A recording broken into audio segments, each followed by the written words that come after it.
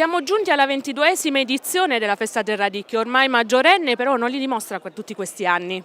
Ah no, infatti lo dicevo anche prima, c'è sempre un grande entusiasmo, una grande passione e una grande cura proprio per valorizzare questa eccellenza che è il Radicchio di Treviso e che è un'intera comunità insomma, che vi partecipa, in primis la Proloco con Presidente e tutti i suoi volontari, le tante aziende del nostro territorio e le scuole, e un ringraziamento particolare anche all'Istituto Lorenz perché fanno da ciceroni proprio che spiegano, i ragazzi sono davvero bravi a spiegare proprio tutta la procedura per fare questo prodotto così buono e anche così bello. Verissimo, un prodotto locale che deve essere protetto e tutelato però.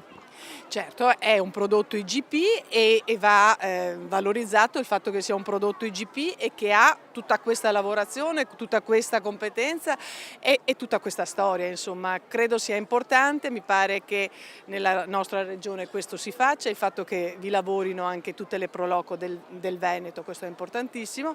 Certo che lo sappiamo bene che le nostre eccellenze vanno continuate ad essere protette.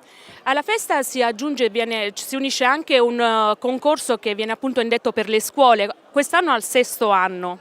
Sì, il 6° anno e vediamo che davvero c'è un grande entusiasmo perché quest'anno credo sia stato l'anno nel quale hanno partecipato il più alto numero di classi, vi hanno partecipato tutte le scuole, alcune scuole davvero hanno una partecipazione enorme anche in termini di classi e poi sono anche le classi dei primi anni e i bambini si appassionano tantissimo e attendono questo momento ed è così bello vedere la piazza piena di bimbi, famiglie e insegnanti. Aspettiamo l'anno prossimo allora. E certo, un grande in bocca al lupo a tutti e poi insomma è l'occasione per conoscere questo bel prodotto, per valorizzarlo con i vostri bellissimi disegni. All'anno prossimo!